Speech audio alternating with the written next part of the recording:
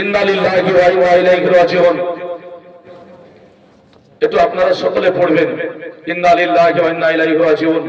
দুঃখের সহিত জানাচ্ছি, হুজুর বক্তা মানুষ, আমি অনেক জায়গায় গিয়েছি, দেখেছি আমাদের একজন তরুণ ভাইরাল বক্তা, খুব দুঃখের সহিত আপনাদেরকে বলছি এটা যে আমাদের আহলে সুন্নাত ওয়াল জামাতের আমরা কত যে কাছের মানুষ ছিলাম ওনার, আমরা হয়তো বলে আপনাদেরকে বোঝাতে পারবো না।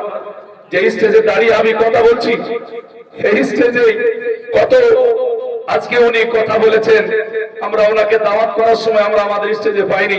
ভাই আমাকে আপনি দেখাচ্ছেন কেন বলছি হয়তো আপনারা বুঝতে পারছেন না।